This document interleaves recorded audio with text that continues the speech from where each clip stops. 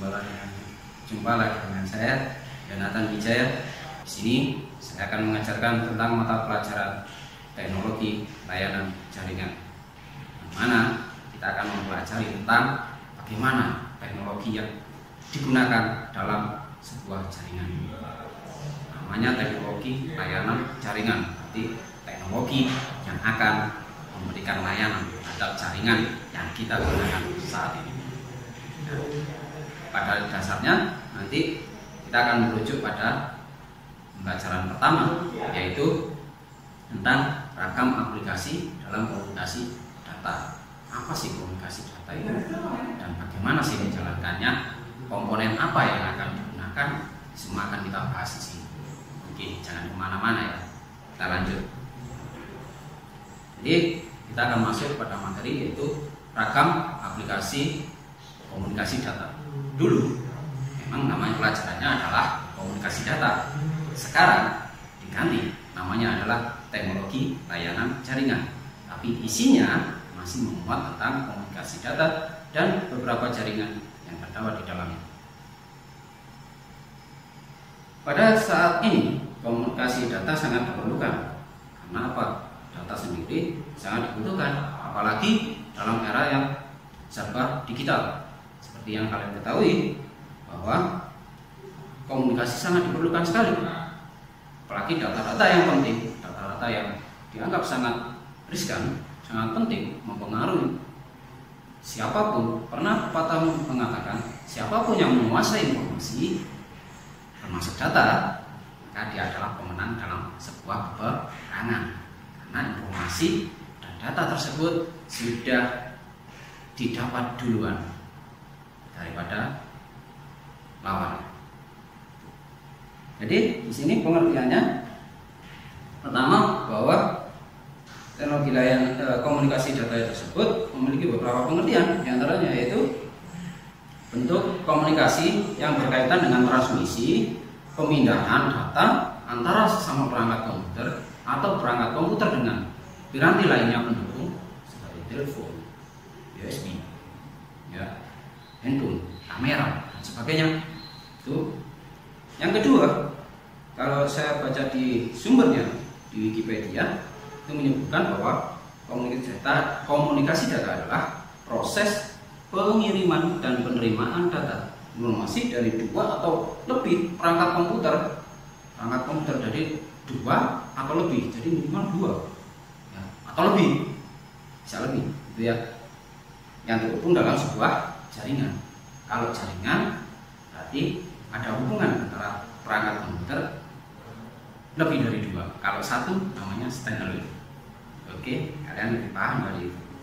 Kemudian di dalam komunikasi data itu sebenarnya sebuah informasi dijadikan sebuah data dikomunikasikan. Nah, itu. Atau terbalik ya, data dikomunikasikan menjadi sebuah informasi. Itu yang benar. Komunikasi data sendiri ada beberapa jenisnya. Ya, ada dua jenis komunikasi data yang paling umum. Yang pertama, komunikasi data melalui infrastruktur terestrial. Infrastruktur terestrial itu adalah infrastruktur yang sudah kalian ketahui selama ini. Contohnya, kalian menggunakan gadget GSM, ada BTS-nya. Ya, semua terhubung. Nanti ada BTS, ada handphone, ada laptop, ada internet dan sebagainya. Semua yang terhubung di situ itu akan dia disebut sebagai media yang infrastruktur terestrial. Infrastruktur itu berarti susunan dari sebuah perangkat komputer, perangkat pendukung lainnya, itu disebut dengan infrastruktur. Itu. Nah, terestrial berarti yang ada di sekitar kalian, yang mendukung di sekitar kalian. Contoh, nggak usah jauh-jauh, ketika kalian menggunakan internet, itu pasti akan menggunakan modem komputer dan jaringan. Pasti jaringan akan selalu mengikuti. Itu. Yang kedua adalah melalui satelit. Nah, kalau satelit ini berarti akan jangkauannya akan lebih luas daripada terestrial, karena dia sudah menjangkauannya sudah tidak lagi daratan, lautan juga dijangkau. Kelemahannya adalah perangkatnya itu ya mahal. Laham, katanya orang Malang itu laham, laham bro, gitu ya. Itu yang melalui media satelit. Memang bagus ketika kita berada di daerah yang pedalaman, kita menggunakan satelit, kita tidak akan terpengaruh dengan terestrial apapun, tidak terpengaruh dengan sinyalnya GSM yang bla bla bla bla, itu seperti itu. Itu jenis komunikasi data. Kemudian selanjutnya kita akan masuk pada model. Sebenarnya komunikasi data itu punya beberapa model, macam. Ada modelnya, model A, B, C, D, E, Z. Nah, model si dia, model si aku dan kamu. Yeah. Oke, modelnya ada 3 kalau di komunikasi data: simplex, half duplex, sama full duplex. Kalau simplex itu adalah komunikasi yang searah, jadi tidak bisa bergantian, jadi cuma searah saja.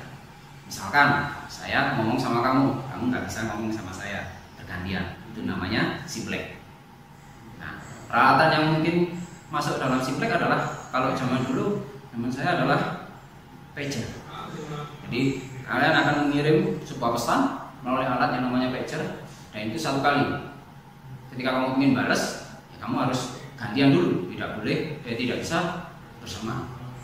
Beda dengan sekarang yang bisa bersamaan, apalagi yang kalian dalam telepon. Siapa yang kalian dalam telepon? Berdebat dalam telepon. Iya, itu ketahuan. Yang kedua adalah half duplex. Half duplex ini bisa bergantian. Jadi si pengirim jenis komunikasi yang bisa 2 arah tapi bergantian. 2 arah tapi bergantian. Contohnya apa? HT, handitology. Nah, kamu nggak bisa berbicara bersamaan di dalam handitology atau bertengkar dalam handitology, nggak bisa. Nah, itu namanya half duplex, setengah duplex, itu ya.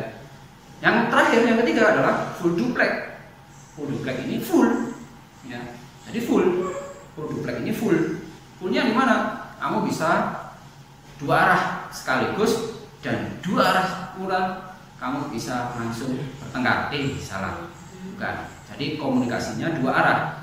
Si penerima sama pengirim bisa ngomong bersamaan. Contohnya apa? Ketika kamu telepon pacarmu lewat WhatsApp atau kamu video call si dia, kamu bisa ngomong bersamaan. Bahkan kamu bisa langsung membantah omongannya. Nah, itu yang disebut dengan full duplex. Ya, itu namanya full duplex. Jadi ada 3 metode komunikasi data. Yang pertama adalah simplex, yang kedua adalah full half duplex, 2 arah tapi harus bergantian. Yang ketiga adalah full duplex. Nah, ini bisa 2 arah bersamaan, itu namanya full duplex. Oke, kita lanjut yang selanjutnya. Di dalam komunikasi data selain model itu punya ragam. Ragam itu berarti macamnya. Ya, ada 4. Ada komunikasi suara. Komunikasi suara berarti suara, intonasi, telepon. Nah, itu namanya komunikasi suara. Ya, yang berkaitan dengan suara, audio, itu berarti komunikasi suara, audio ya. Atau disebut dengan komunikasi audio. Kemudian ada yang kedua adalah komunikasi video. Video berarti ada gerak, ada pergerakan, ada moving, ya, ada perpindahan. Itu berarti video yang direkam atau secara live, tapi ada pergerakan, itu namanya komunikasi video. Kemudian yang selanjutnya adalah komunikasi audio video, berarti digabungkan komunikasi suara sama komunikasi pergerakan, itu digabungkan. Nah, itu namanya audio video. Contohnya apa? Ketika kamu telekonferensi, atau nggak usah jauh-jauh lah telekonferensi, sekarang namanya kamu video call. Nah, itu namanya komunikasi audio dan video. Bisa kamu rekam, bisa kamu screenshot, bisa kamu matikan. Kalau si dia jangan dimatikan ya, nanti marah-marah. Komunikasi data ketika kamu mengirimkan sebuah file, kamu mengirimkan sebuah foto, kamu mengirimkan sebuah audio kepada temanmu atau pacarmu dalam bentuk WhatsApp atau Telegram atau Instagram, ya, atau Facebook, Twitter, Line, WeChat, semuanya. Nah, itu namanya ketika kamu sedang melakukan sebuah komunikasi dalam bentuk data. Datanya apa? Ya, yang disebut data itu apa? Apakah harus foto, harus suara dan sebagainya? Data itu berarti sesuatu yang kamu berikan berdasarkan fakta yang didapat, bisa dalam bentuk tulisan, bisa dalam bentuk video, bisa dalam bentuk suara, ya, seperti itu, atau foto. Itu bisa berupa data. Atau orang paling sering menyebut data itu adalah sebuah tulisan, profil lengkap, kemudian pernyataan dalam sebuah kertas atau sebuah file Word, PDF, ya, itu biasanya disebut dengan data. Tapi yang saya maksud di sini adalah data semuanya, bisa gambar, bisa video, bisa sebuah data yang ditulis dalam kertas atau diketik, itu juga data. Selanjutnya dalam komunikasi data nanti kalian akan pelajari tentang beberapa komponen. Ada komponen yang mendukung di situ, ada komponen yang memberikan arahan di situ, komponen yang menunjang dalam komunikasi data. Yang pertama ada pesan data. Bahwa pesan data itu bisa disampaikan. Bayangkan jika kalian mengirim sebuah pesan kemudian kosong, nggak ada apa-apanya, this message is deleted by pengirim, gitu. Sakit hati kan? Nah, makanya pesan atau data itu harus valid, ya, harus benar, biar tidak terjadi tarik kembali dari sebuah data atau tarik kembali sebuah SMS. Karena apa? Karena kamu keliru untuk memberikan sebuah data, sehingga informasinya akan keliru juga. Data yang keliru, informasinya juga akan keliru. Yang kedua, ada media pengiriman. Dari komponen komunikasi data itu juga pengaruh ada media pengiriman. Kamu mengirimnya menggunakan apa? Gitu ya, kurir istilahnya. Kalau zaman sekarang kamu beli online, ada kurirnya, bisa pakai JNT, Ninja, banyak ya. Atau Zona Express, itu kan saya ya, enggak promosi. Jadi media pengiriman, terus medianya, ada tempatnya, ada wadahnya buat ngirim, buat memberitahu ke orang lain, buat membagikan sebuah data untuk bisa dikomunikasikan, diberitahukan kepada orang lain, sehingga orang lain mendapatkan sebuah informasi dari komunikasi data tersebut. Gitu. Yang ketiga yang kamu harus perhatikan pada komponen komunikasi data adalah protokol. Protokol itu apa? Protokol adalah aturan baku yang harus kamu lakukan, aturan baku yang harus kamu patuhi dalam menjalankan sebuah komunikasi. Itu namanya protokol. Aturan, stepnya. Semua itu hidup ada aturannya. Kamu masuk ke rumah orang tanpa ngetuk pintu, kamu akan dibilang maling. Nah, karena kamu tidak mematuhi aturannya, harusnya kamu mengetuk pintu dulu, berikan salam, maka kamu akan tidak mengikuti aturan yang terjadi pada setiap ketika kamu ingin masuk rumah orang lain. Itu adalah protokol. Protokolnya COVID-19, kamu harus jaga jarak, pakai masker, sering cuci tangan, gitu ya. Dan seperti itu adalah sebuah protokol, aturan yang harus dilakukan. Nah, dalam komunikasi data juga ada protokolnya, ada aturannya supaya tidak ngawur, ya, supaya data itu valid dan sebagainya. Itu loh kegunaannya sebuah protokol. Ini saya jelaskan bahwa pengirim adalah piranti yang mengirimkan sebuah data. Kalau penerima berarti piranti atau orang yang menerima data. Jadi ada dua entitas ya. Di situ ada pengirim, ada penerima. Oke, selanjutnya. Dalam komunikasi data itu juga memiliki karakter. Jadi punya gaya, ada karakternya. Karakter dua kamu sama karakter dia, karakter saya akan berbeda. Karakter saya seperti ini. Keren. Sebagainya. Karakter saya, beberapa model saya, banyak yang bilang seperti itu. Misalnya contohnya ya, tapi tidak sepenuhnya seperti itu. Jangan percaya, lihat aja aslinya ya. Oke, karakteristik dalam sebuah komunikasi data itu ada empat 2, 4. 4. Kalau ini 8 ya. 1, 1, 1, 1. Tadi di sana ada, di sana ada, di sana ada, di sana ada. Ya, kecamatan A ada, kecamatan B ada, kecamatan C ada, kecamatan D ada. Ya, tiap kecamatan ada. Itu namanya setiap tikungan kecamatan ada. Salah ya. Nah, karakteristik komunikasi data yang pertama adalah adanya apa ini? Pengiriman. Ya, karakternya kalau komunikasi data yang dikomunikasikan itu ada pengirimannya. Kalau nggak dikirim, berarti dia hanya data saja, bukan komunikasi. Yani dia harus dikirim, harus ada pengirim, ada penerima. Jadi di sini pengirim. Jadi, bayangkan jika kamu membuat sebuah video, membuat sebuah kreativitas, kemudian tidak kamu kirim, maka itu akan bukan sebuah komunikasi data, tapi itu hanya menjadi sebuah data buat kalian. Nah, belum dikomunikasikan, tapi kalau sudah dikirim, berarti itu sudah dikomunikasikan. Yang kedua adalah akurasi.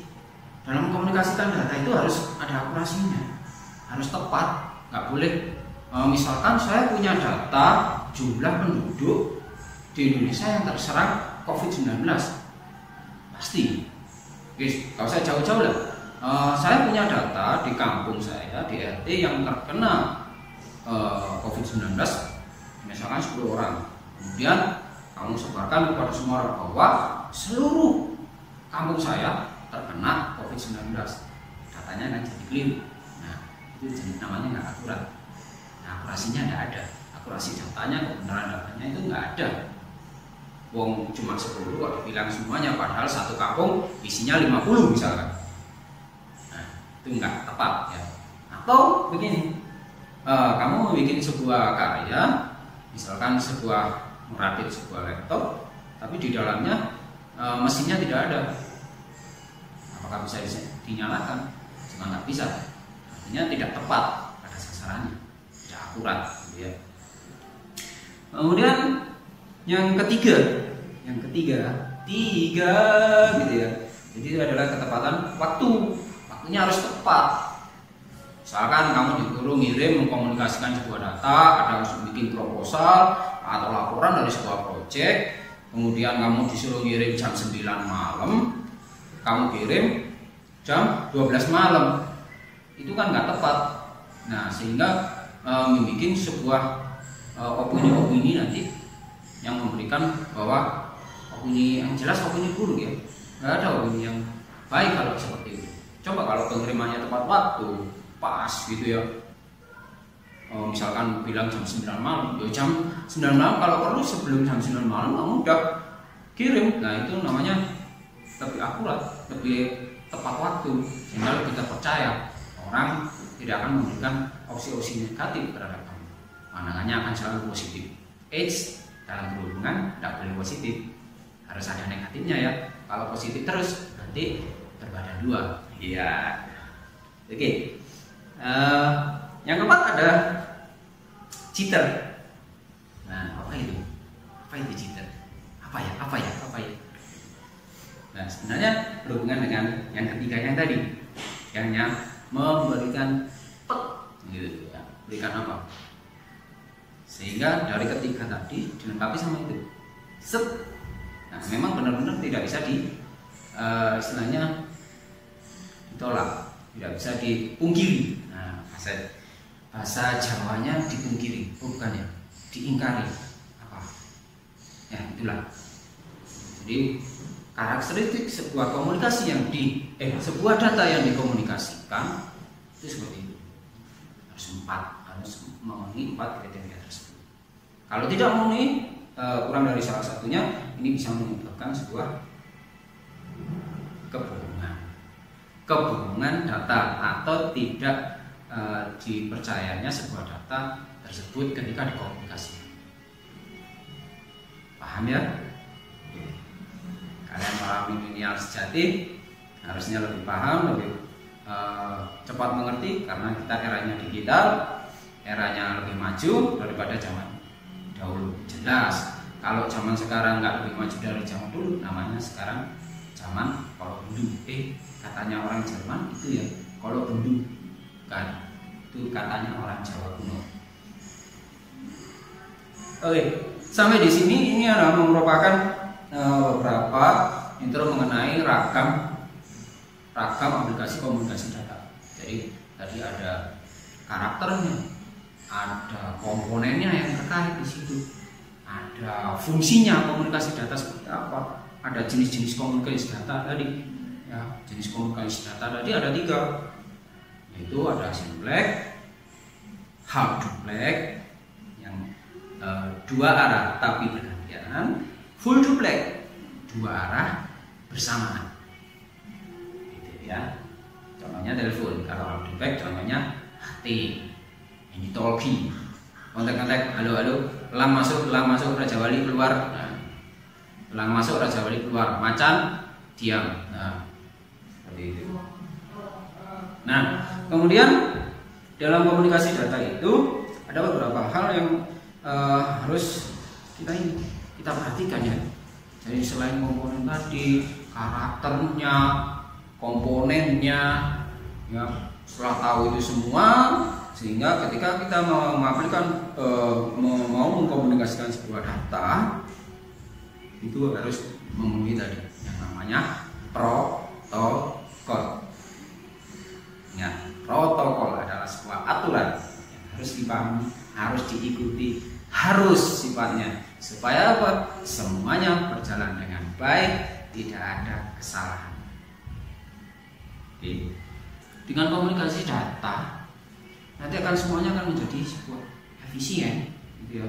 Semuanya akan terasa efisien di situ, karena kita tidak perlu lagi kayak dulu kalau mau mengirim data menggunakan merpati. Di sana ya kalau merpatinya nggak ditembak orang tengah jalan, nah itu menambah waktu lagi nanti. Ya kalau kurirnya yang dari Malang ke Jakarta, nggak nanti di tengah jalan ketemu cewek cantik kemudian nikah di sana, jadi nggak tahu, nggak memberikan informasi ke Jakarta. Nah, kita juga nggak tahu. Atau ketika naik keretanya anjlok kena di porong, nah itu juga menjadi masalah. Kita akan memberikan efek. Banyak orang akan menggunakan sebuah komputer, akan menggunakan sebuah perangkat laptop, komputer, handphone, tab, dan sebagainya, internet bahkan. Jadi alat utama yang kita gunakan untuk mengirim sebuah komunikasi data itu sangat diperlukan sekali. Beberapa piranti pendukungnya juga sangat diperlukan daripada piranti yang utama. Bahwa dengan komunikasi data kita harus menjaga datanya. Jadi kalau kamu ingin ngirim data, sebaiknya dikasih sandi, kode. Kalau bahasa orang pemrograman itu dienkripsi. Jadi dienkripsi diubah dalam bentuk yang lain. Ketika kamu menerima, maka akan dideskripsi, didekrip. Jadi dikembalikan lagi ke data yang awal. Kita akan menghemat waktu. Menghemat waktu, mengurangi. Yang harusnya kita naik pesawat ke Surabaya atau ke Jakarta, dengan adanya komunikasi data lewat WhatsApp atau lewat telepon atau video call dan sebagainya, itu akan mempersingkat waktu. Ketika ada COVID-19 seperti ini juga akan mempersingkat waktu. Singkat waktu gimana? Kita nggak perlu datang langsung face to face. Nah, tinggal buka Zoom, buka Google Meet, buka WhatsApp WhatsApp group itu. Nah, itu video call bersamaan, ngomong bersamaan, bisa bergantian secara full duplex. Satu kekurangannya adalah kalian nggak bisa berjabat tangan atau cipika-cipiki. Yang selanjutnya, dengan adanya komunikasi data, ini data ketika disandikan akan menjadi sebuah rahasia. Ya, bayangkan ketika zaman sekarang ada sebuah cloud di mana data itu bisa kamu simpan dimanapun. Dengan adanya cloud kamu bisa menyimpan datamu, ada di Eropa, satu di copy nanti datanya ada di Amerika, satunya lagi dipecah datanya ada di Cina misalkan. Nah, seperti itu. Cina nggak ada, Cina tidak bekerjasama dengan Google, tidak ada.